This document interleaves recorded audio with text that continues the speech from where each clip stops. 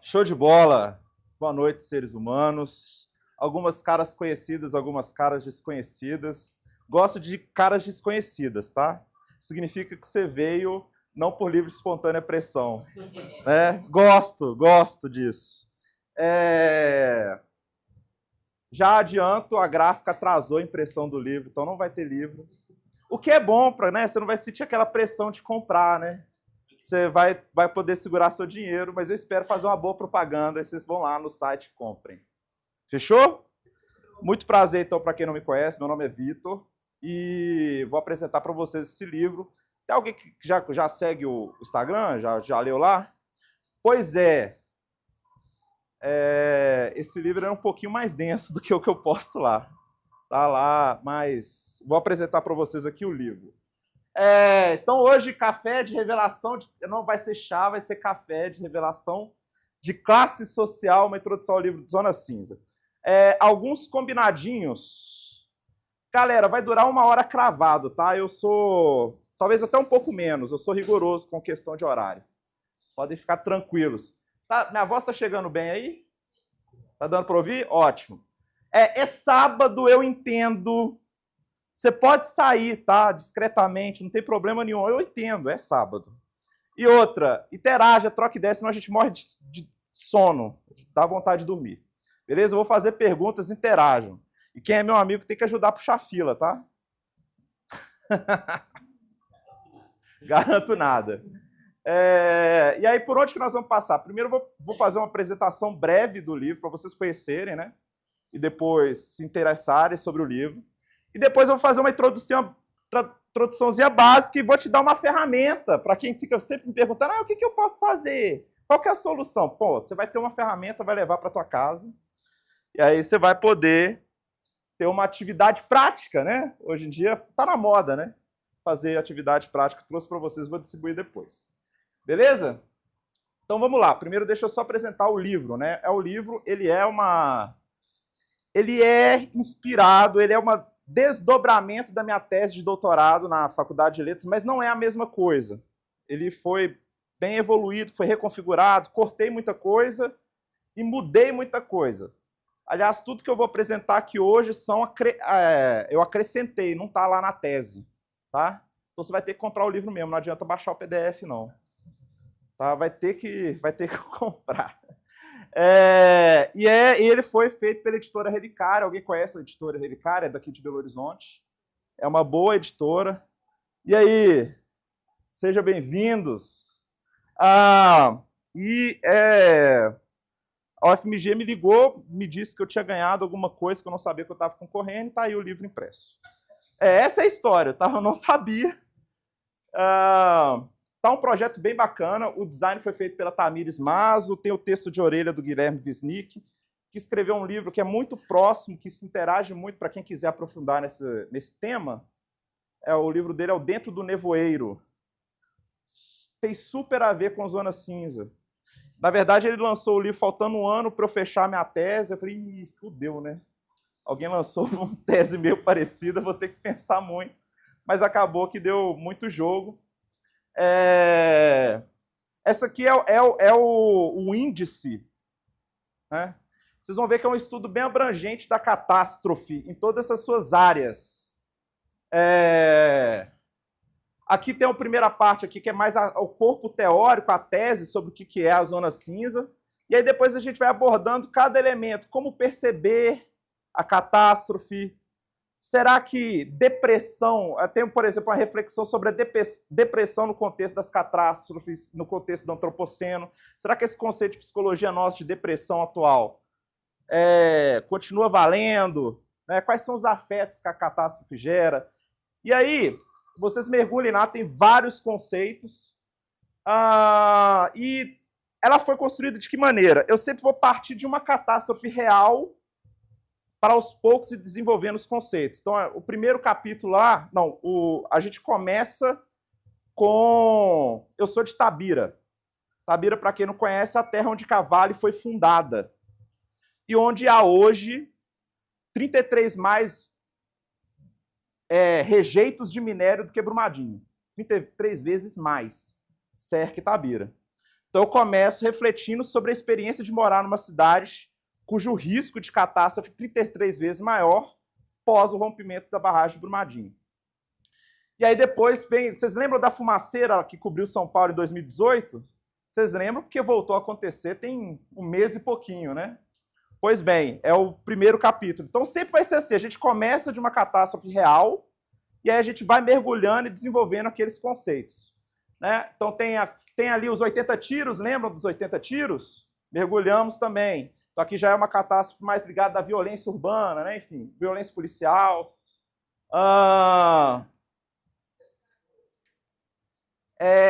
Não, foram mais de 200. Foram mais de 200. Depois eles fizeram a contagem certinha, né? Ficou na memória de todo mundo 80, porque foi a contagem inicial, mas na verdade é mais de 200. A lama de Brumadinho e Mariana também está estudado lá. A gente vai estudar lá o comportamento dos engenheiros na semana anterior ao rompimento.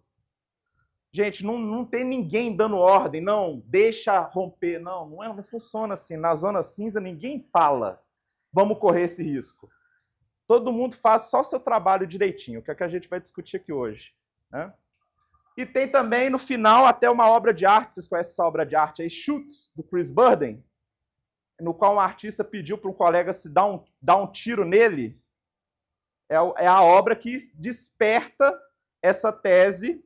Aliás, eu estava refletindo sobre essa obra no ponto de ônibus do viaduto PTB, que eu morava na casa daqueles dois ali, certo? E aí foi refletindo ali, enquanto eu morava lá em Betim, refletindo sobre essa obra que começou o projeto Zona Cinza lá em Judeia. Tem tempo, né? 2010, 2012. É um projeto de 10 anos aí. Bom, e aí, para ajudá-los a ler a obra, porque ela é... gente, eu sei que a gente está no século XXI, tá todo mundo gastando 2 horas no Instagram todo dia, eu sei disso. Então, para ajudá-los, o que eu fiz? No início de cada capítulo tem um resumo do que será estudado ali. Certo? E aí você pode folhear. Não, esse assunto aqui não é do meu interesse. Eu já facilitei, você não vai precisar fazer o fichamento da obra, sabe? Você não vai precisar, já está pronto. Então você vai lá, está aqui em negrito, aí eu coloco lá qual que vai ser o conceito que vai ser estudado lá. Todo capítulo tem. Beleza? Então você pode folhear, passear. Esse assunto me interessa, vou mergulhar. Esse assunto aqui eu só quero falar que eu sei, que eu li. Pronto, você vem aqui e decora, você vai ganhar qualquer um. Você sabe tudo da obra, certo? Dá para fazer leitura dinâmica, tá vendo? E no final, para facilitar ainda mais, eu fiz um resumo, porque um livro muito longo, você tende a se perder, né? Aí você está se perdendo, você esqueceu o que significa tal conceito, tal. Você vai lá no final, que tem um resumo de 1,5 páginas, e aí você se orienta ali dentro, tá? Que isso facilitar o trabalho de leitura para quem está aí no século XXI. Tem lugar aqui, não tem não? Ali, ó. Tá tranquilo ali? Certo? E esse é o livro aí. Está na editora Relicário, agora a gente está de pré-venda com 15% de desconto. Fechou? Bom, agora eu quero fazer uma introdução e agora eu quero interagir um pouquinho mais com vocês. O que é catástrofe? O que é catástrofe para vocês?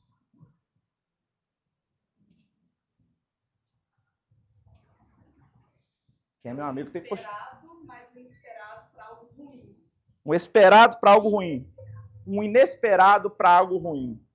Tem um fator aí de surpresa, você acha? Grandes proporções, impactante. Você adicionou cariocagem aí. O carioca, ele é o especialista da catástrofe. O carioca, ele entende profundamente da catástrofe. Aí, olha lá, o moleque dando tiro lá, meu irmão. Pô, aí, hoje tá nervoso. Segunda-feira. Bom, uma maneira de entender o que é catástrofe é você distinguir de acidente. O acidente é um evento inesperado de uma proporção localizada. Então, eu quebrei a perna. Desci a escada, quebrei a perna, né? Significa que eu vou, todo dia, quando eu descer a escada, eu vou quebrar a perna? Não. Ele é um evento localizado no espaço-tempo. Já a catástrofe, não. A catástrofe é um evento de grandes proporções. Galera que está em pé aí, ó, tem aqui, ó, vários... Fique à vontade, fique à vontade. Ela tem uma proporção de espaço-tempo. Ela é um evento de grande magnitude, como vocês disseram. E o mais importante é que ela perdura no espaço. Você entende que ela tem desdobramentos no futuro a longo prazo. Então, do ponto de vista de uma ocorrência, quebrar a perna é só um acidente. Mas pode ser que para alguém que dirige Uber seja uma catástrofe. Que ao quebrar a perna eu vou ficar 1 ano sem dirigir, aquilo vai impactar a minha vida. Então, para a biografia daquela pessoa, por mais que para o SUS seja um acidente, para aquela pessoa tem um efeito de catástrofe, porque é uma ocorrência com efeito ao longo do tempo, certo? Isso significa que toda catástrofe, ela exige uma percepção do seu impacto futuro, ela exige um conhecimento, eu preciso conhecer desses impactos e eu preciso projetar no futuro, certo? Então, a catástrofe, ela tem sempre uma certa dimensão de entendimento. Ela tem portanto, sempre uma dimensão de risco. Algo ocorreu e eu vejo que isso coloca em risco o futuro, certo? O acidente, nem tanto. Obrigadíssimo. E aí, quero chamar a atenção para vocês o seguinte. Para entender o que é catástrofe, para poder vivenciar a catástrofe, a informação ela é fundamental. Porque você só vai ter ideia da catástrofe a partir do momento que você entende as informações que vão permitir projetar seu desdobramento no futuro, que vão permitir você entender o risco que ela traz para o futuro. Certo? Até aqui, ok? Estou andando rápido, está dando para ouvir? Tá tranquilo? Tá dando sono? Daqui a pouco. Daqui a pouco. Pois bem. E aí é o seguinte. Só que nós vivemos na sociedade moderna. E para a catástrofe fazer sentido e poder gerar efeitos legais, essa informação precisa circular em inúmeros espaços. Vamos acompanhar aqui comigo. Um indígena percebe um risco lá na tribo dele. Olha, estou vendo muito peixe morrendo. Ele vai e posta no Instagram. Gente, a sociedade moderna consegue reagir a isso? O que precisa? Para, de fato, a sociedade moderna, a sociedade contemporânea, para ficar mais chique, reagir a essa percepção. Está morrendo peixe no meu rio. O que precisa acontecer? Essa informação vai precisar passar por diferentes locais. Senão, você não consegue gerar ação. A nossa sociedade ela é assim. Olha aqui. Ele precisa fazer um protesto público, aí tem que vir lá o pessoal do direito, fazer uma petição. Aí depois alguém tem que vir fazer um estudo científico para ver se o peixe está morrendo mesmo ou não. E aí tem que ter um relatório final e blá, blá, blá, blá, blá, blá, blá. Ação do governo. Certo? A catástrofe ela se projeta, ela há um evento que se projeta no futuro, mas para que nós possamos reagir, essa informação precisa passar por diferentes locais. Vocês já estão entendendo aí onde que a classe média está entrando no jogo, né? A classe média tem dedo aí nesse jogo aí. A classe média não é tão inocente assim, não. Mas vamos lá. Estão entendendo? Então agora eu quero que vocês... E o mesmo vale. Tem que... boletim de ocorrência, tem que ter abertura de inquérito, recolhimento de prova. Tá errado? É isso, tá aqui, ó. Para ter a ação da polícia. Vocês estão percebendo? Você percebe uma catástrofe, essa percepção tem que ir circulando de espaço em espaço até que ocorra uma ação. Que pode ser uma ação da polícia, uma ação do governo, ou reação da sociedade civil. Cara, precisa alguém fazer um registro do audiovisual, matéria jornalística, post do Instagram, aquilo tem que viralizar para então a sociedade civil reagir. Ou então, conclusão científica, tem que fazer pesquisa de campo, elaboração de dados. Então, tem todo esse caminho. A informação sobre a catástrofe já tem que circular por diferentes locais, um sem número de locais, para que, de fato, ela exista na sociedade. Esse é o grande desafio que a gente tem. Aquecimento global precisou passar por inúmeros espaços para que ela pudesse existir para a gente. Certo? E esse processo aqui, gente, é simples, é fácil. Isso acontece naturalmente. Olha, morreu um peixinho aqui. É fácil chegar até lá na ação? A gente já sabe que é muito difícil. Certo? Ok. Então agora eu quero que vocês registrem o segundo conceito da noite. Nós já aprendemos um, que é catástrofe. O segundo é informação. Para nós, no contexto da Zona Cinza, informação é toda forma que transporta um conteúdo de um lugar a outro. Então, o indígena percebeu o peixinho morrendo. É preciso transformar num protesto público. Aí virou informação. Esse protesto público tem que virar uma petição jurídica. Olha a informação circulando, tá vendo? Então, a informação é esse processo que permite levar a criancinha vendo um peixinho morrendo para dentro da sala do STF. Deu para entender agora? Informação é toda forma que transporta um conteúdo de um lugar a outro. Então, esse é o grande desafio nosso no combate da catástrofe, é fazer circular a informação. Porque a nossa sociedade ela exige que a informação passe por determinados locais antes dela reagir. É uma característica da nossa sociedade, certo? Então, aí a gente já está percebendo o problema que a gente está envolvendo. Como é que você falou? Você botou almofada para deitar e chorar depois da... para gente deitar e chorar depois da apresentação. Bom, ok. Informação é toda forma que transporta um conteúdo de um lugar a outro. E aí alguém comentou lá, São Paulo teve regiões que ficaram 10 dias sem luz, Porto Alegre ficou debaixo da água e eles se reelegeram os perfeitos. Sério, o que tem que acontecer? Mas o quê? O prefeito de Porto Alegre podia fazer? Beber toda a água? Gente, aqui qual que é o problema aqui dessa interação?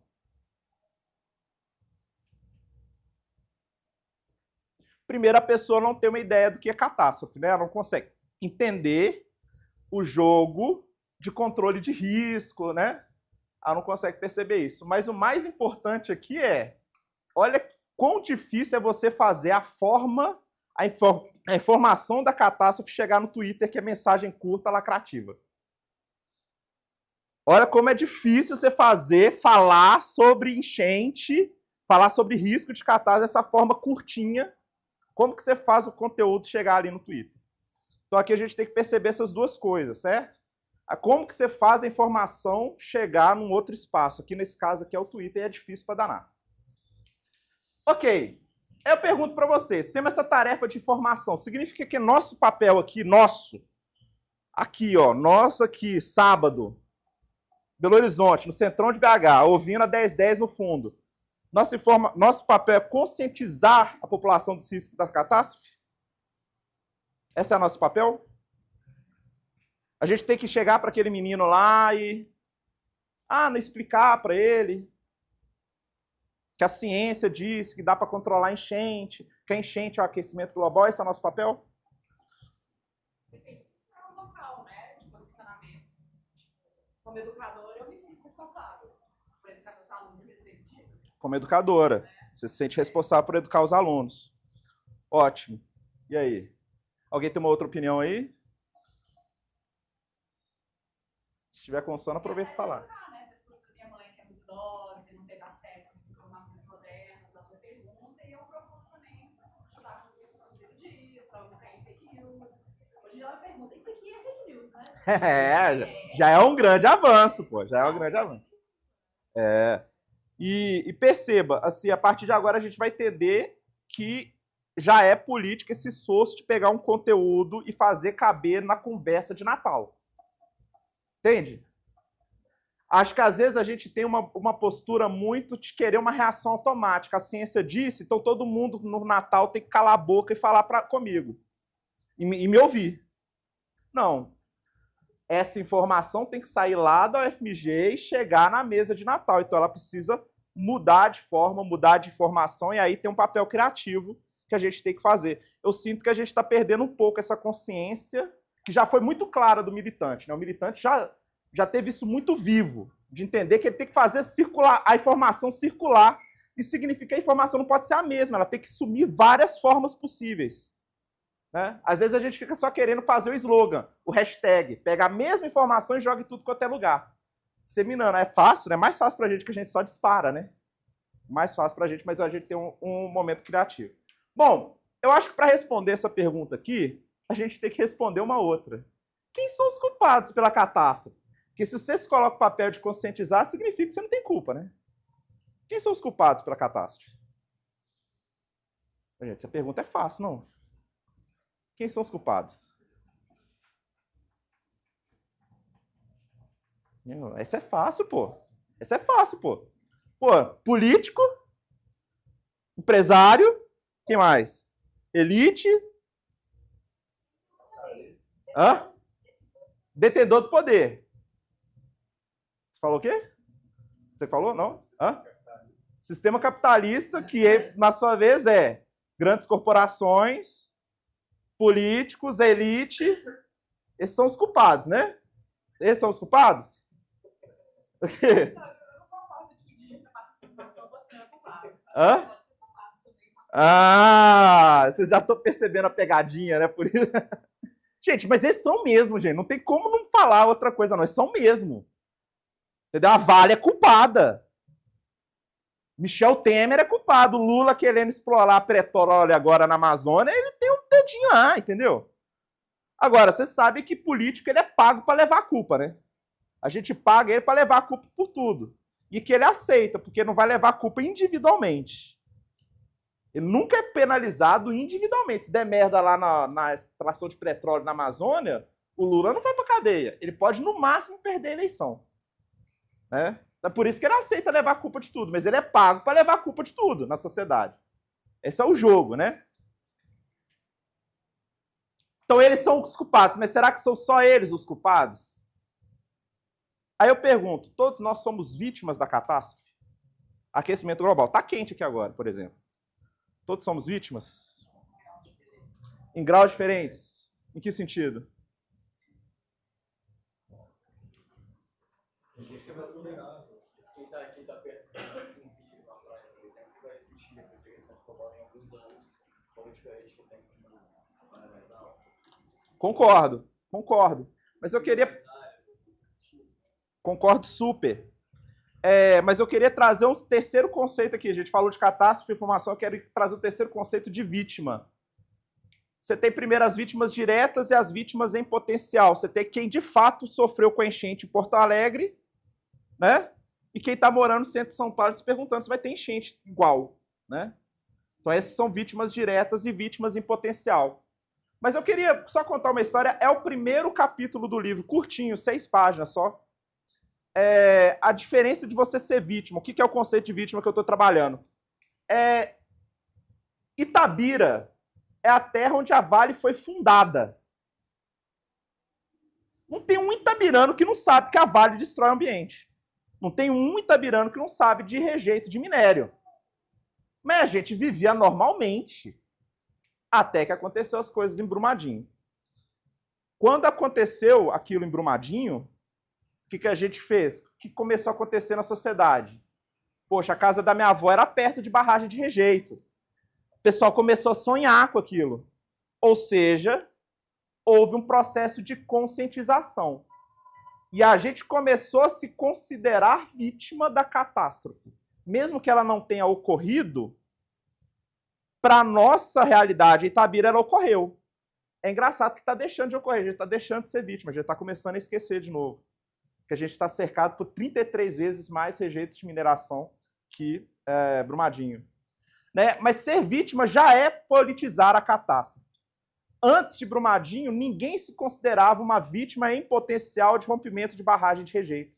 Esse é um outro grande desafio da catástrofe, fazer as pessoas adquirirem consciência de que elas são vítimas em potencial e vítimas diretas, sobretudo da classe média, que está mais ou menos protegida, bem mais ou menos protegida da catástrofe.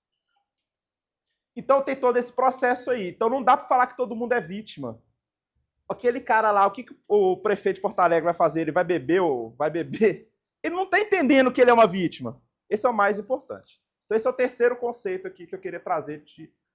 E aí vem, agora que a gente já entendeu o conceito de vítima, e eu acho que aqui todo mundo já se politizou, né? Já se considera uma vítima, volta a pergunta, todos somos culpados pela catástrofe?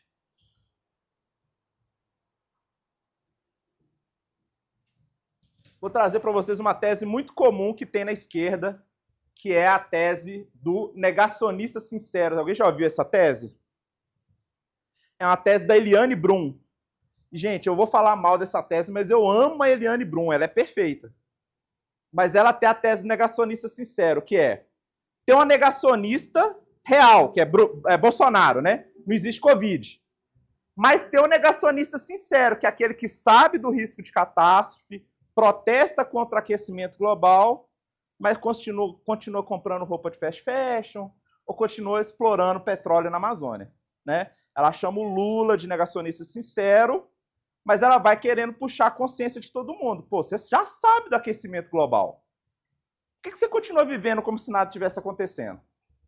Certo? Alguém aí é adepto da tese do negacionista sincero? Sai criticando o coleguinha que usa copo plástico? Tem ninguém aqui, não? Pô, meu curso não tá pegando o público correto. Não tem nenhum negacionista sincero aqui, não? Ó, um crítico do negacionismo sincero? Meu tio ali é um pouco. O grupo da família lá, ele chama a consciência lá, chama a consciência. Gente, qual que é o problema da tese do negacionista sincero? É o jogo do mico, que a gente chama de jogo do mico. Sempre que a gente vai tentar definir quem é o culpado pela catástrofe, vira um jogo... todo mundo já jogou o jogo do mico? Baralho? Você tenta ver quem que tá com a carta do mico na mão. Então fica rodando, quem que tá com o mico, né? É uma brincadeira que a gente fazia quando era criança. Aí aqui, no caso, a gente vai tentar ver, vai cair a culpa na mão de quem? Então vamos pegar aí um exemplo que é fertilizante químico. Causa muita catástrofe na agricultura. Aí você vai falar assim, quem que é o culpado do uso de fertilizante? Cita um aí. Agroindústria. Aí os agricultores. Aí sabe o que eles vão? Eles não respondem muita gente, não, sabe? Mas quando eles botam o advogado para responder, o que eles falam assim? Nós seguimos as leis. Nós estamos dentro da lei, e nós estamos atendendo uma demanda de mercado. É o que eles falam, certo? Logo, o culpado são os políticos que aprovaram as leis, não é? Aí, o que eles falam? Não, mas peraí. Eu estou preocupado com a renda do país, a gente vive num cenário de competição global, se eu não provar que a agricultura do meu país vai perder competitividade para o outro, e o mais importante, eu estou seguindo os cientistas. Eles falaram que podia. Eles não definem quanto de fertilizante isso é quem? São os cientistas? Eles já ficam assim, não? Você está doido? Primeiro, eu já estou com orçamento baixo aqui na minha universidade. Estou com pouco dinheiro. E outra, eu defini, mas eu não imaginava que vocês iam explorar isso aqui com excesso. Eu não tenho culpa se isso não está sendo supervisionado, etc, etc, etc. Então, os cientistas também jogou a carta do mico para o próximo. Gente, fertilizante químico é para quê? É para alimento, não é? Quem que come? Somos nós, não somos? Tem as vacas. Que são para gerar alimento para gente. Aí a gente pergunta para a vaca. Então, a vaca é a culpada? Ela responde assim, mu. Aí a gente chama o Guimarães Rosa, traduz aqui. Ele fala assim, não, ela também não é, tá tirando o jogo. Não, ela só gera ali proteína pro homem. Então quer dizer que somos nós os culpados? Vocês vão aceitar levar a culpa? Você vai aceitar levar a culpa? Você é culpada? Então, se defende, pô, se defende. Vocês estão só trabalhando, né? Vocês estão consumindo o que tem no supermercado. Vocês não têm... Vocês até tentam escolher, mas vocês não têm tanto dinheiro. O produto que não é orgânico é mais caro. Não é? Tá percebendo o jogo? E assim vai. E assim vai. E é por isso que a gente nem precisa entrar muito nesse debate da culpa. Por quê? O capitalismo funciona de tal maneira que todos podem agir irresponsavelmente sem que ninguém leve a culpa individual pela catástrofe. Vira um jogo do mico. E aí, a gente tem o terceiro conceito que é muito importante para a tese. Esse aqui é muito importante, que é diferenciar irresponsabilidade de desresponsabilidade. O capitalismo não quer que a gente seja irresponsável para correr risco de catástrofe.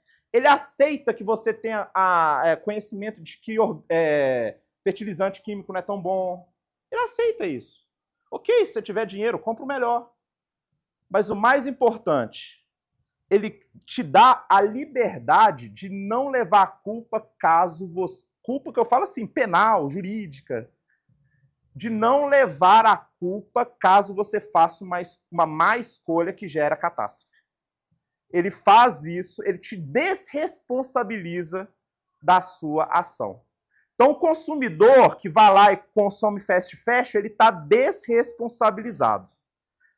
Tudo que ele faz, a culpa cai no sistema. É o capitalismo que é culpado, não é ele. Nenhum ator é culpado, só o sistema. Só que quando você começa a pensar assim, você não consegue resolver o problema. Ou você começa a imaginar assim, né? O gigante vai acordar e vai derrubar o sistema como um todo, né? E você não consegue resolver, você não consegue cortar, porque você não consegue colocar responsabilidade em nenhum ponto da cadeia. E aí, por isso que a tese do negacionista sincero, ela é ruim, porque ela fica pensando muito na culpa, e aí a gente fica discutindo, e no final das contas você vai conseguir falar sobre o quê? Sobre o que consumir, que é a única responsabilidade que o capitalismo aceita que você assuma. Você escolhe uma roupinha orgânica, né? E que você tenha a liberdade de postar lá no seu Instagram. No final das contas, você vai rodar. Ah, o Lula é culpado, todo mundo é culpado, e nós também temos escolha do que consumir. Você não consegue cortar. Mas o mais importante, por quê? Não é um problema. O problema do sistema capitalista é que ele impede a tomada de responsabilidade de qualquer elo da cadeia. Ele te desresponsabiliza para você não ser culpado de participar de uma atividade catastrófica num contexto em que você há divisão de trabalho no mundo inteiro, né? A gente aqui, para essa luz aqui, para a gente poder estar com essa luz ligada aqui, tem CEMIG, que tem para aprovar a lei, né? Isso é divisão do trabalho. Então a gente não consegue ser 100% responsável pela luz que vem aqui. E o mais importante, na cadeia toda, pode estar tendo catástrofe lá, Belo Monte, né? Pode estar lá no final dessa cadeia aqui, pode estar Belo Monte, e todo mundo na cadeia não é responsabilizado pelo que está acontecendo, exceto o sistema, certo? E aí qual que é o problema da desresponsabilidade? Que ela cria problemas para quem quer tomar responsabilidade. Porque tá bom para você, você está agindo e não está sendo culpado. A partir do momento que você começa a querer responsável, você se fode. Mas aí vamos entender que o capitalismo ele sempre funcionou assim, não foi só na questão da catástrofe. Ele sempre funcionou numa zona de inovação. E nessa zona de inovação você tem que ter liberdade, direito à livre iniciativa. Você tem que ter o direito de ser responsável, de pensar uma substância nova, de pensar uma ideia nova, pensar um produto novo. E o mais importante do capitalismo, olha que engraçado, você tem que ter primeiro o direito de testar a lucratividade dessa ideia inovadora para só depois testar se ela gera catástrofe ou não. Você primeiro testa a lucratividade. Ah, dá lucro. Beleza, agora manda lá para o governo para ver o que ele vai... Né? No meu livro, vocês vão ver que já dava para saber que o algoritmo do Google ia dar merda. Já dava para ter previsto, não esperava esperar o Trump, não precisava esperar o Trump. Já dava para saber no artigo. Só que eles assim, ó, governo, cala a boca aí, vamos testar a lucratividade dessa ideia aqui? Aí, 20 anos depois, a gente começa a tentar legislar a coisa. Só que aí você começa a legislar quando os caras que inventaram a ideia já tá cheio de grana, né? Aí eles já estão contratando lobista. É uma relação desigual. No capitalismo ele é assim. E aí sempre funcionou nessa área de... na fronteira do capitalismo não tem muita regra, não tem muita lei, não tem muita ética, que é inovação. Se eu vencer, o algoritmo do Google está fazendo um negócio muito errado. Mas se ele vencer, ele vai alterar o conceito de ética do tempo. Ele vai alterar o conceito jurídico. Então, ele não precisa seguir as leis de agora. Certo? Então, é por isso que o capitalismo, desde a sua essência, ele é desresponsável. Olha, meu amigo, vai, inova. Se der certo, você vai ter a chance de alterar o sistema jurídico, você vai ter a chance de alterar o sistema publicitário, você vai ter a chance de alterar o sistema econômico e você não vai pegar nada para você. Você só não pode quebrar. Aí não pega muito também, não. Você vai poder ficar lá na sua casa lá e tal. E aí, beleza. E aí, para esse sistema funcionar, a classe média precisa ser desresponsabilizada. Ninguém aqui ia topar entrar no jogo se fosse levar a culpa individualmente. Ninguém aqui ia entrar no jogo se fosse levar ferro para o nome da empresa. A classe média ela é desresponsável. Mas calma, vamos chegar lá nesse ponto. O que é classe média? Esse é um termo que dá uma problemaiada danada. O que é classe média? O que nós somos? Irresponsabilidade é uma ação inconstante, individual, uma ação inconstante. Então, eu realmente decido correr um risco deliberadamente. Vou tomar todas ali, dirigir de carro, bêbado. Isso é irresponsabilidade. Desresponsabilidade é tudo aquilo que eu faço, a responsabilidade da minha ação foi transferida para o sistema. Então, é aquilo, lá no rompimento da barragem de Brumadinho, eles ficavam atrasando e-mail. Porque ao atrasar e-mail, eu não sou culpado do que aconteceu. Não tem como conectar. Não cai ninguém. Eles contrataram a Tuvisud. A Tuvisud era uma empresa especialista em certificação de barragem. Eles contrataram a Tuvisud, sabe para quê? Para gerar um laudo e diminuir a culpa do Ministério Público. Que o Ministério Público não precisava ir lá fiscalizar, porque a Tuvisud já fiscalizou. Então, eles desresponsabilizaram o Ministério Público. Não precisa vir aqui não, galera. Já tem um especialista da Alemanha aqui que já fez um laudo. Só que o pessoal da Tuvisud fez um laudo um pouquinho mais duro para eles também não levarem a culpa. E a Vale aceitou sem responder o e-mail para eles também não levarem a culpa. Você está entendendo? Isso tudo não é negociado, não precisa ser negociado, porque todos os parceiros já sabem que essa é a regra do jogo. Então você não precisa discutir, porque todo mundo sabe que eles estão desresponsabilizados. Ninguém precisa ser irresponsável, todo mundo pode continuar fazendo o seu trabalho bem. Na cadeia como um todo. Fiz a minha parte. Fiz minha parte, estou trabalhando direito. Não, eles ligam de noite, estou muito preocupado, o que será que está acontecendo, né? Mas eles estão desresponsabilizados. Alguém mandou um e-mail chamado A Verdade, lá na Vale. Né? Mandaram um e-mail assim. Só que ele mandou um e-mail poético. Vocês não abrem o risco, vocês não aceitam, vai romper, mortes virão, etc. Só que o cara não assina e não fala quem que é que está na cadeia.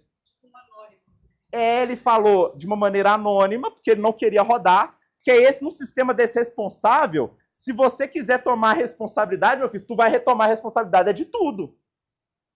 Entende? Esse é o problema nosso.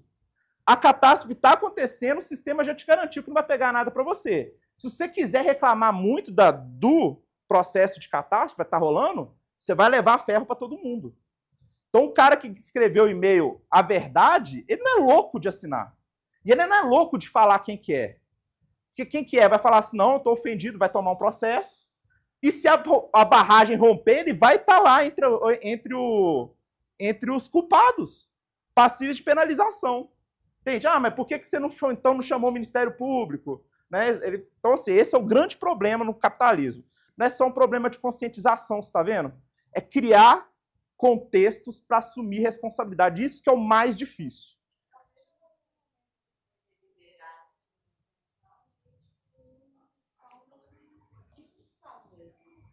Em que sentido?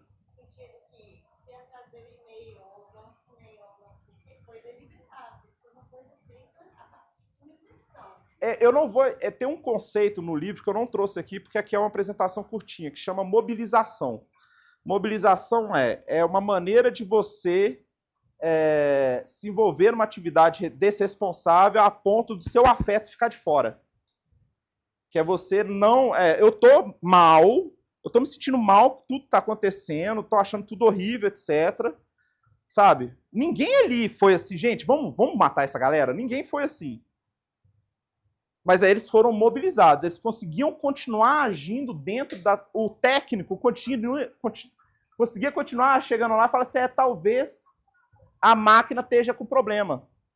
Ele conseguia fazer isso, porque o afeto dele foi mobilizado. Mas aí eu não vou conseguir entrar muito nesse assunto. A Isabelle Stengers fala que o capitalismo é um sistema de feitiçaria. Feitiçaria é isso, né? Você consegue carcomer os afetos da pessoa e fazer com que ela haja sem conexão com aquilo que ela sente. Mas esse eu não vou conseguir muito entrar nesse assunto. Então não é um problema de intenção, sabe? O grande desafio de você combater catástrofe é que você não vai achar a ordem, você não vai achar a pessoa que quis. Tudo desresponsável, todo mundo preocupado, mas todo mundo fazendo só o dele. O capitalismo é uma ação que quer agir sozinha.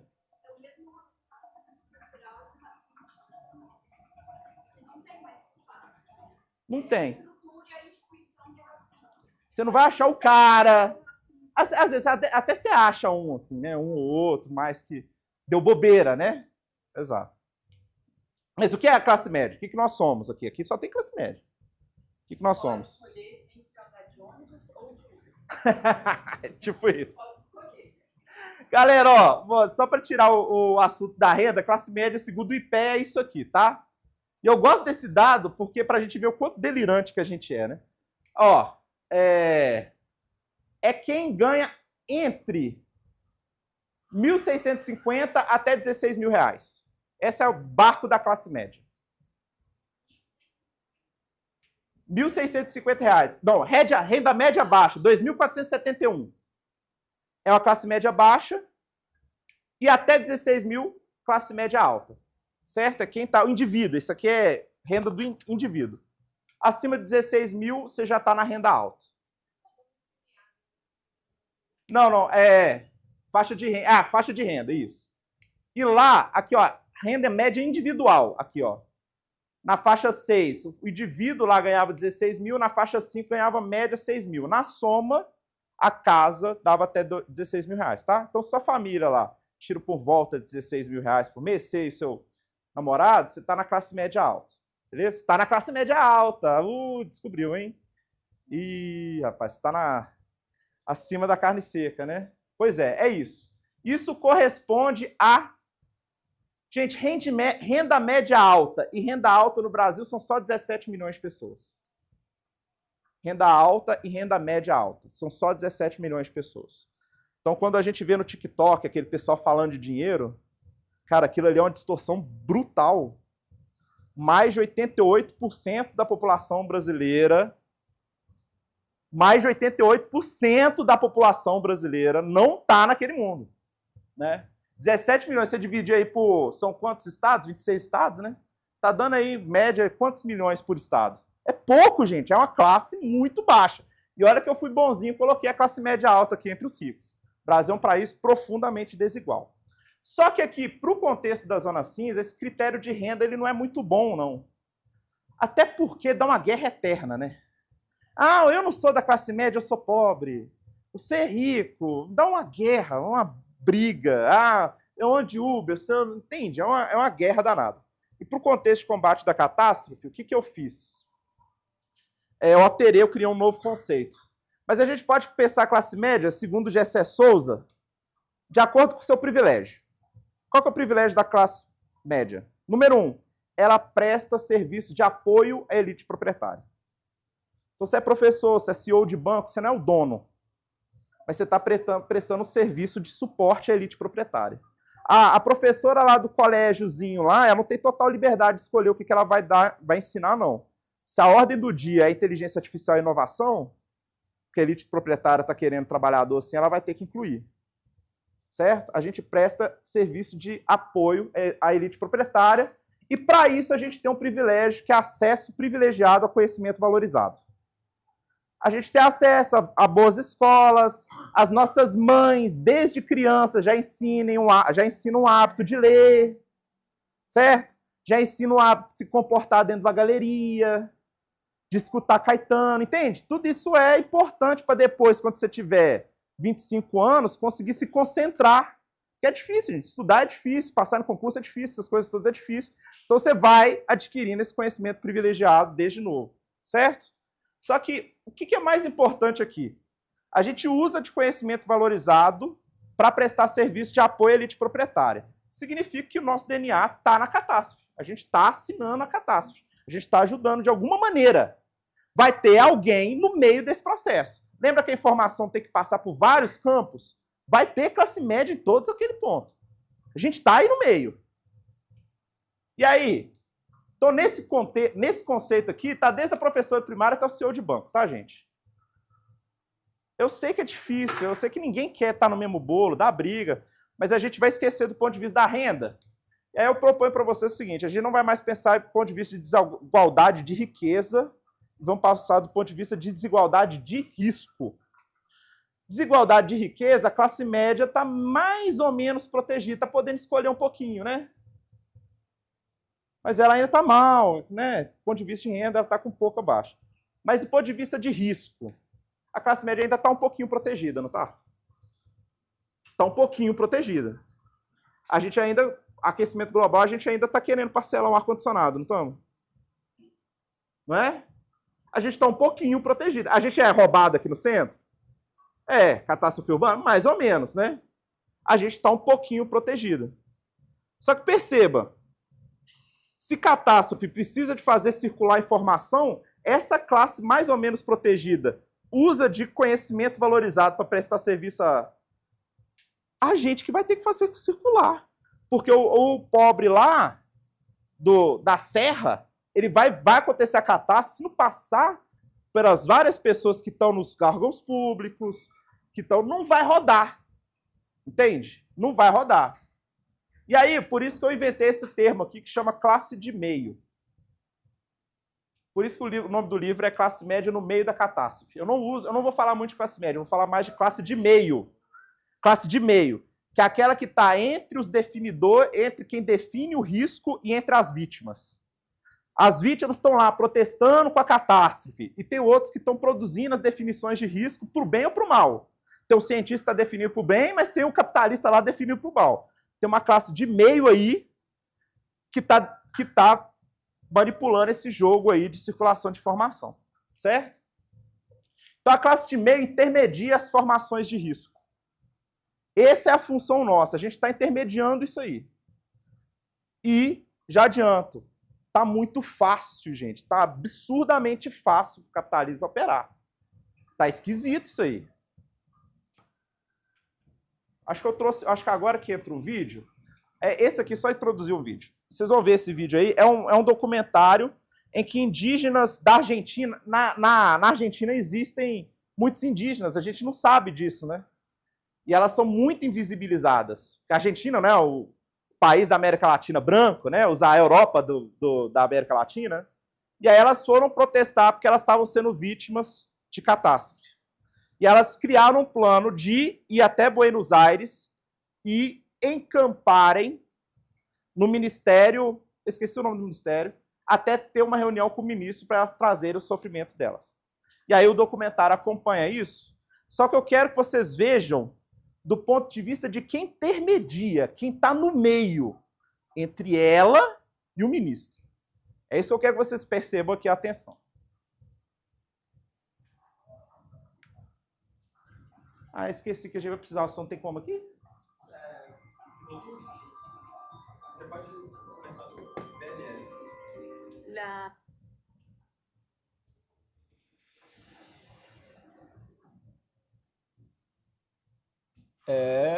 BLS. A garganta do amigo fala.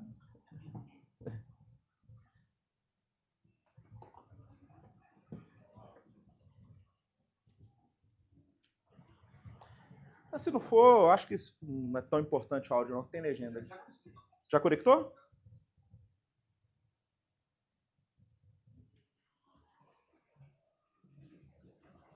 Ixi.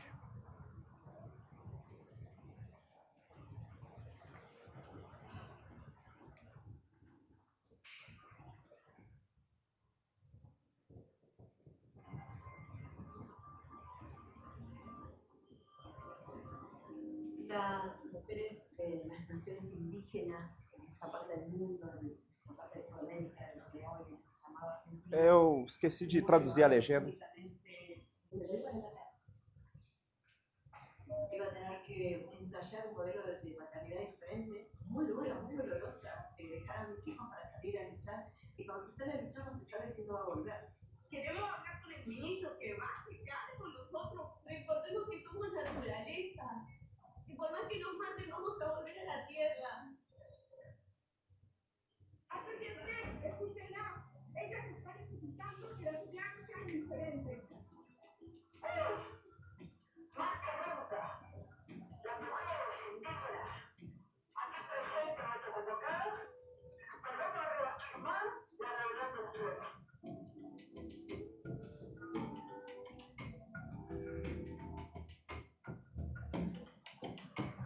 Gente, depois vocês assistem o documentário, ele é muito bom.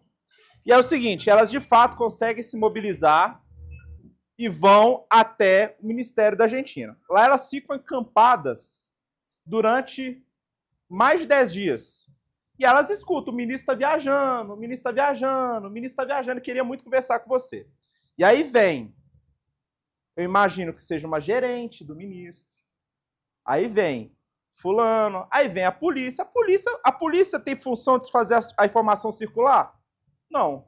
Ela não tem o papel de levar o protesto das meninas e botar para dentro do ministério, não. Né? A polícia ali, naquele caso, ela não é classe de meio, ela é classe de controle mesmo, né? Mas a gerente vai lá, e aí chega alguém, com toda boa intenção, conversa com elas, escuta, e a coisa não anda. E aí tá tudo travado. Tá tudo travado até que, de fato, o ministro chega e ele faz uma reunião e fala assim, o que vocês estão me pedindo não está de acordo com as regras do ministério, e aquilo fica por isso mesmo. Mas é angustiante porque a documentarista, ela também é de classe média. E ela também tem algum poder de fazer a informação circular e ela aceita apenas registrar o que está acontecendo. Ela não toma o partido do ponto de vista do cinema da causa. Ela não entra, ela não se engaja no papel dela de usar o cinema. E olha que eu não estou criticando, gente. O filme é muito bom. É muito importante que seja feito relato. Mas o que eu estou querendo dizer é o seguinte, a gente não está conseguindo ver o nosso papel político. O nosso poder ele é muito pouco. A gente tem muito pouco poder nisso. Mas daí a facilitar demais o jogo, cada uma dessas circulações de informação aqui tem papel da classe de meio, não gira. Sem classe de meio, não gira. E é claro que cada um desses indivíduos aqui, eles são fraquinhos. Eu sei que eles são fraquinhos, eu sei que eles têm família para ter que pagar conta, eu sei disso. Mas está girando muito fácil. Para que o risco de catástrofe se torne socialmente efetivo, as informações precisam passar pelas mãos de um exército da classe de meio. Precisa. E uma classe de meio mobilizada, que é aquele conceito que vocês vão estudar melhor lá no livro, reduz os custos de manutenção de poder, dispensando a necessidade de ordens ou ação violenta. É porque aquela moça gerente chegou lá e ficou ouvindo todo mundo, que não precisou mandar a polícia descer o cacete. É por causa, a classe de meio tem um papel nisso aí. E aí eu quero que vocês percebam o seguinte, a informação não está circulando.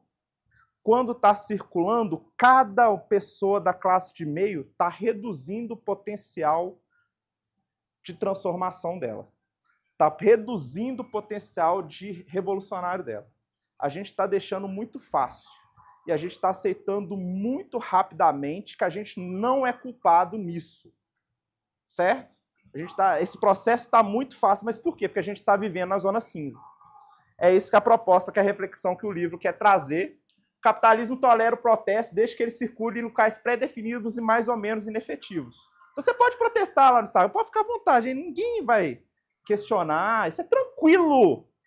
Ele não vai querer quando você tiver que pegar um documento da indígena e fazer entrar dentro do cartório. Ali até aquela moça que ele vai querer se preocupar. Você está agindo aqui, onde a informação circula, você está fazendo com que a responsabilidade entre no circuito que produz a catástrofe, aí sim ele se preocupa. Você xingar o sistema, para ele está ok. Você pode xingar à vontade, pode ficar xingando o sistema. Ele adora que a gente fique xingando o sistema capitalista. O que ele não aceita é você criar pontos de responsabilização dentro da cadeia. É aí que está o medo e é aí que pega para a gente, que é classe de meio.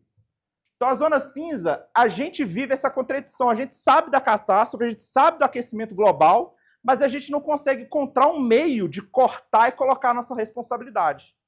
Aí a gente acaba aceitando só o consumo, questão de consumo, que é onde que a gente consegue fantasiar uma responsabilidadezinha lá.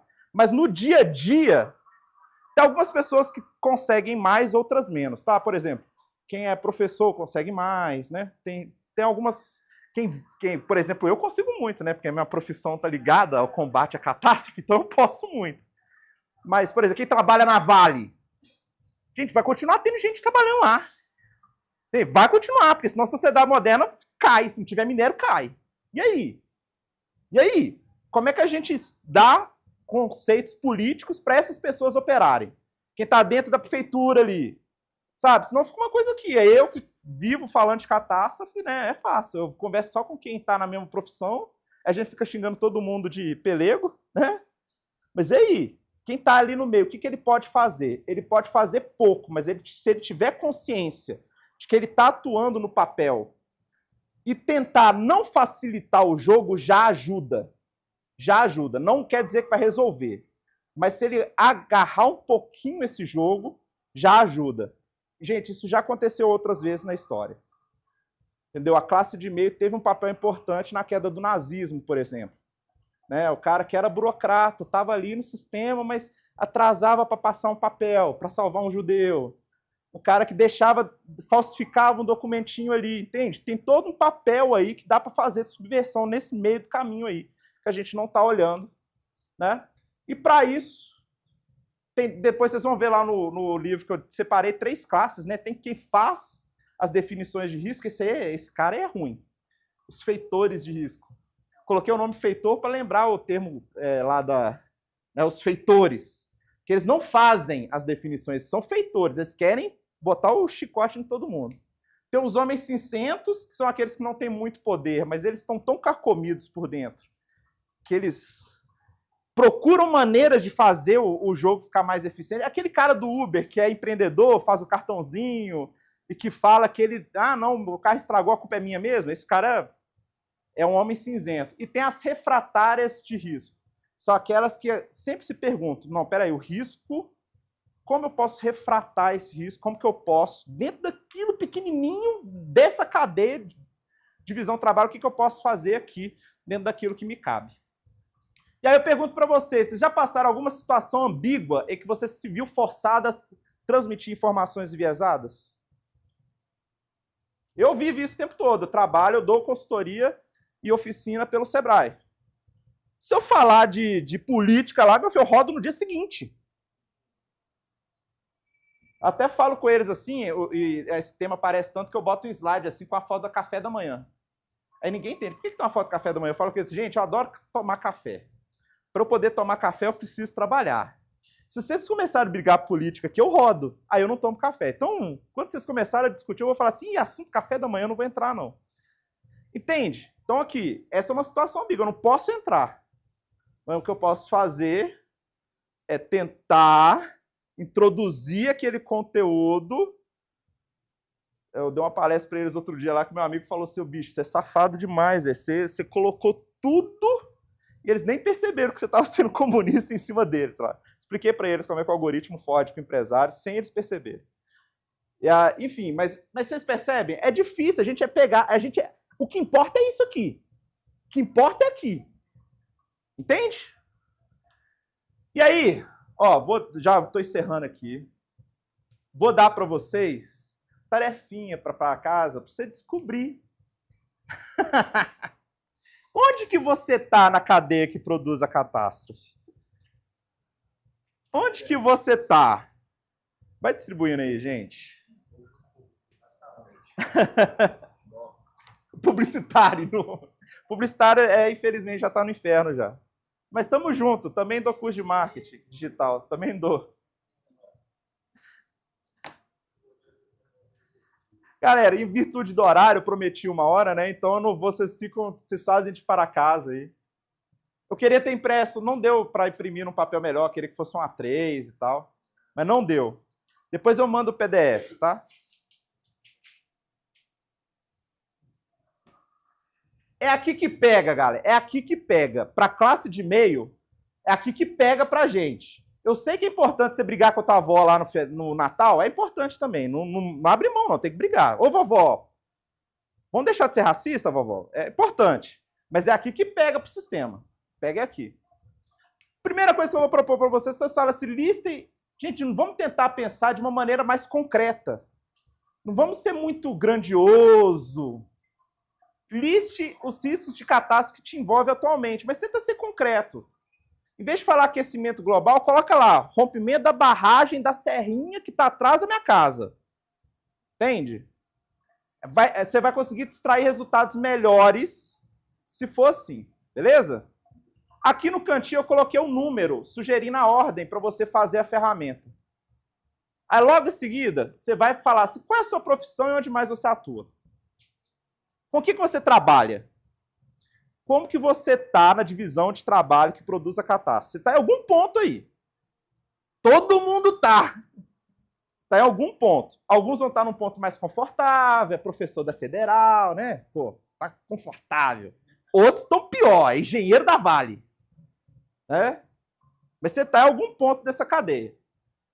E onde mais você atua, se você tiver alguma atuação em algum coletivo, né? Você vai listando ali onde que você está mais atuando. Beleza? Segunda pergunta. Em sua atuação, que tipo de informação você media, de onde ela vem para onde ela vai? Lembra que eu falei informação é a forma que leva um conteúdo de um lugar para outro? Você tem essa missão. Então, por exemplo, um professor de ensino básico, ele tem a missão de pegar o... Como é que chama lá? O currículo BNCC, que é decidido pela cúpula, né? Decidido a nível... Ele tem que pegar aquele conteúdo e transformar em atividade de sala de aula. Certo?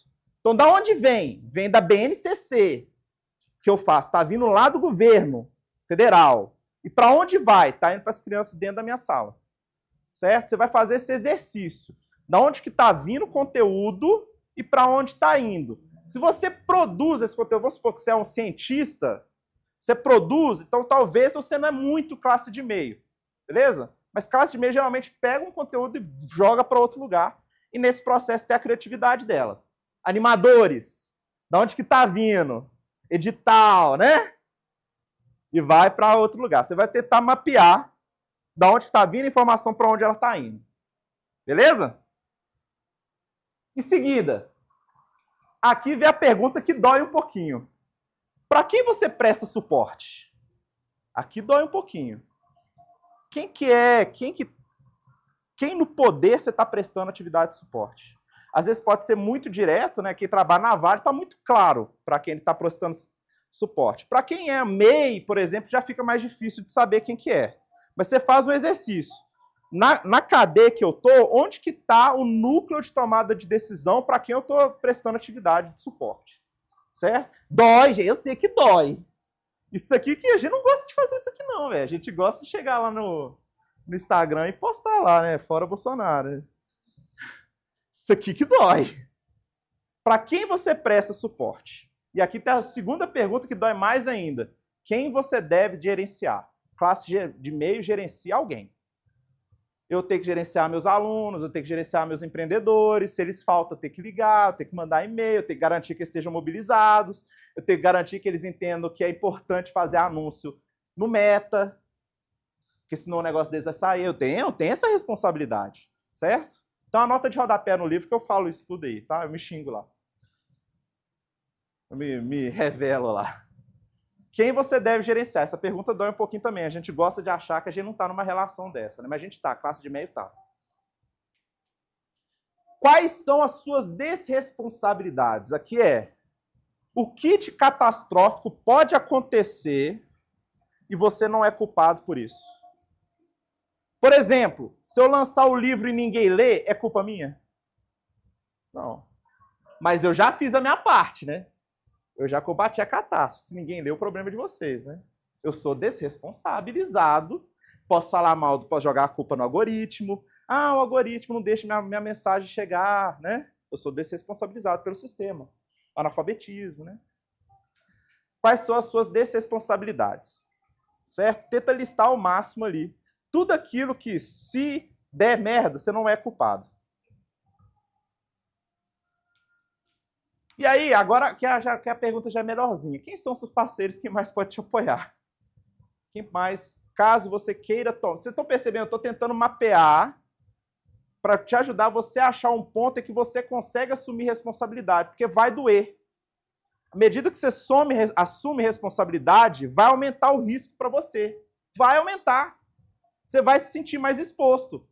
Você vai se sentir mais correndo risco. E aí, quem mais pode te apoiar? Quem são seus parceiros nesse processo?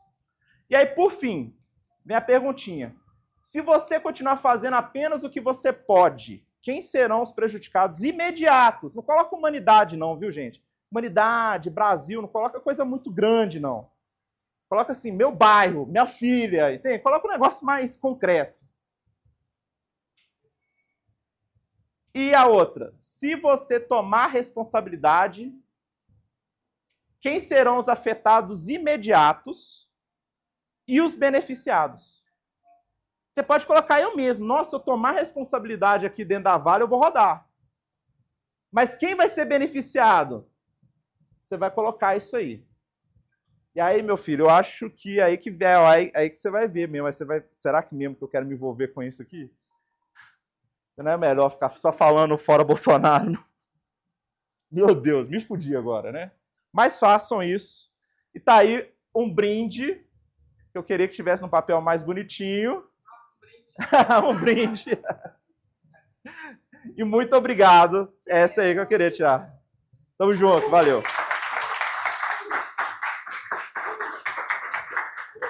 Valeu. Tamo juntos. Alguma dúvida?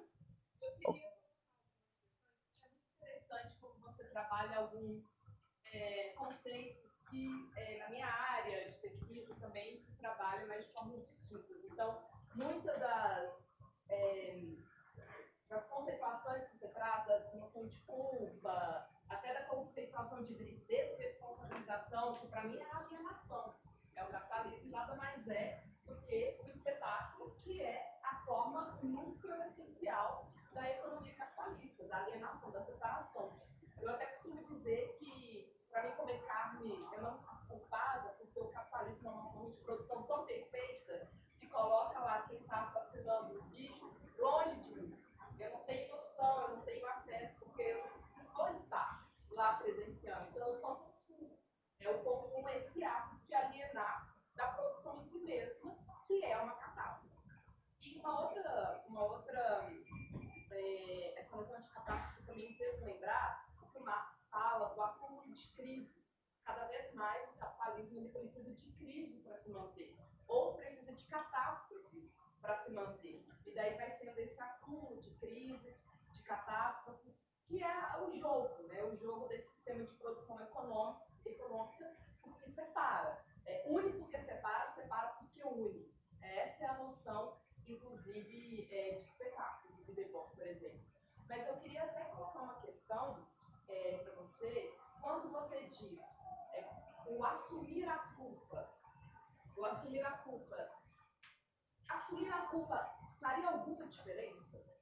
No contexto capitalismo? Nesse contexto que você traz, nessa visão, nessa perspectiva.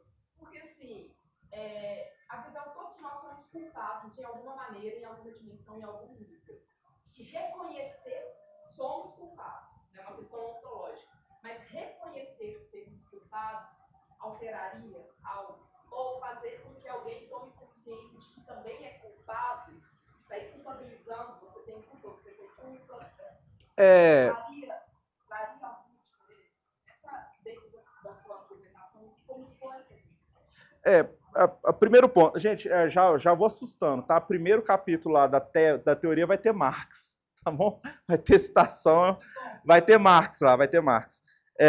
E ele fala, né, depois de 1000 dilúvios, citando o rei francês, né, aí ele fala assim, todo capitalista age assim, depois de 1000 dilúvios.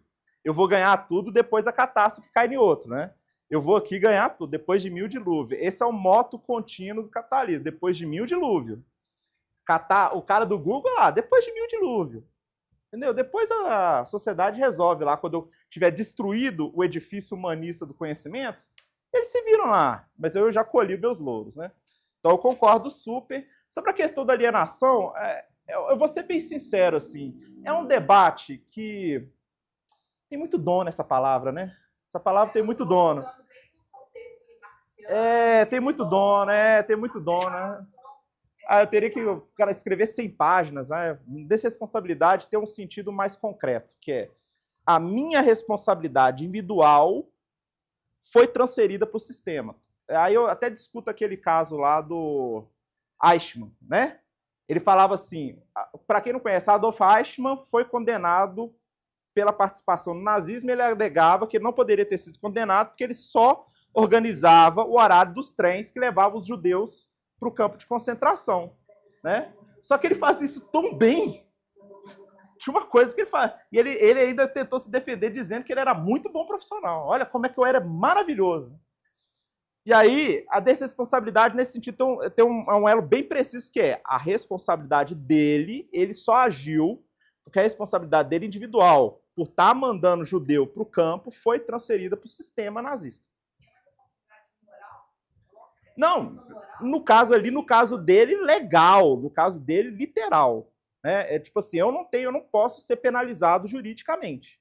Eu não posso ir para cadeia, porque eu só administrava o trem. O que acontecia antes e depois, para onde que esse trem ia, não é responsabilidade minha. O capitalismo faz isso para todo mundo, certo? E aí, mas lá no primeiro capítulo eu vou dizer assim, não é uma tese de sociologia, é um estudo cultural, então alguém que for lá do direito tem que pegar e ver se aplica, certo? Tem que ver se encaixa lá, entendeu? Tomei esse cuidado de dizer isso lá. Você fez a questão da culpa. Tem uma citação do Albert Camus que eu uso lá, que é assim, quando todos nós formos culpados, aí sim será a verdadeira democracia.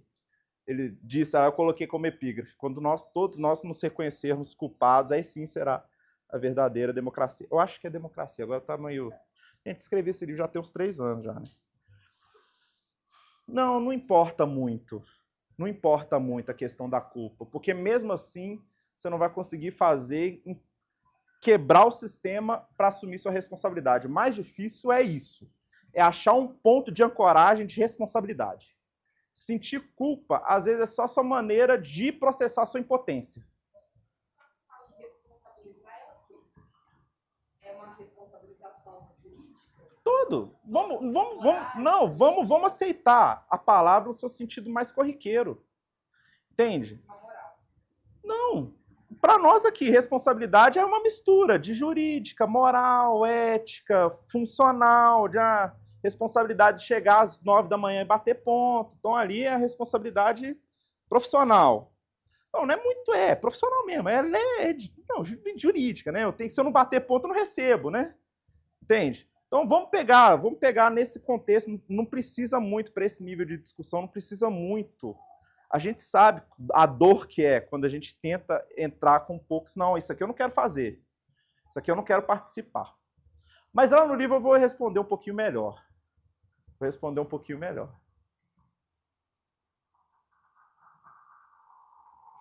Sextou? Não, é sábado? Alguém tem mais dúvida? Quem queria comentar mais?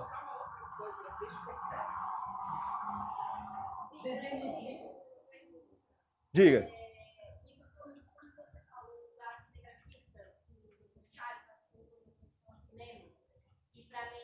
Uma coisa mais de documentário, né? E para mim, me toca essa coisa do jornalista que tem que ser neutro na sociedade que a gente está hoje, porque senão ninguém vai ver, talvez, a reportagem que ele está fazendo. Ele já acha que a gente está perdendo para um lado para outro. E aí você coloca aquela questão da cadeia da informação. A formação tem que passar por vários locais, é. E para mim ficou muito subentendido. Mas que a única forma da gente lutar contra isso é o comunismo, que você fala lá no Sebrae às vezes, é o anarquismo mesmo, né? Sair contra essa burocracia, né? Atrasar as coisas talvez.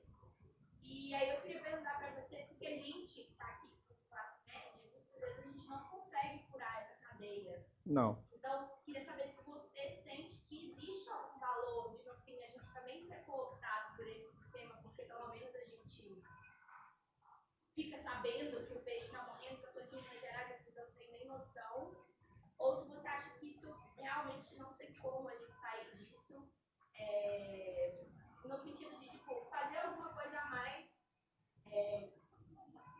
Eu queria entender, eu não estou conseguindo terminar essa pergunta, mas eu queria entender como que a gente poderia se responsabilizar mais, além de estar nessa propagação que a gente está. Gente, eu não consigo resolver muitas coisas, não. É difícil para mim também. O primeiro ponto que eu queria levantar é: nós vivemos, nós, classe de meio, que é majoritariamente composta pela classe média. Nós vivemos a contradição entre o que sabemos e o que nos mobiliza. A gente vai viver essa angústia que você está descrevendo o tempo todo. Porque a gente sabe de uma coisa. E por que a gente sabe? Porque a gente tem acesso a conhecimento privilegiado. É a nossa função adquirir esse conhecimento o tempo todo. Entendeu? É o nosso papel. Porque senão a gente não consegue prestar uma atividade de suporte. Então a gente sabe muito, mas a gente não tem muito controle da efetividade dessa informação. Esse é o mais importante. Então, vamos resumir responsabilidade, é isso? É conseguir controlar essa relação entre conhecimento e efetividade daquele conhecimento. Então, é isso que eu estou entendendo como responsabilidade, certo? Então, a gente vai viver essa contradição o tempo todo e não tem solução. Entende? Não tem solução. Até porque, para resolver, moral, para você se sentir bem consigo mesmo, não poderia ter ninguém trabalhando na prefeitura. Não poderia ter ninguém trabalhando na Vale, entende? Então, assim, a gente vai viver essa contradição. E aí, o problema é que a gente não tem muita consciência disso, sabe? E fica tentando... E aí, as respostas que a gente dá para essa contradição, elas são muito frágeis. Às vezes a gente adota uma espécie de jesuitismo, quer ficar xingando todo mundo, né? A gente chega... Entendeu? Mas é porque eu estou vivendo essa angústia e estou querendo transferir para outro, sabe? Sendo que já faríamos alguma coisa se a gente abordasse esse problema, esse conflito de maneira criativa. Essa é a minha grande bandeira.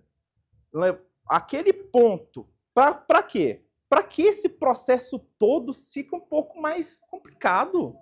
Tá girando fácil demais. Tá girando... o funcionamento tá muito suave.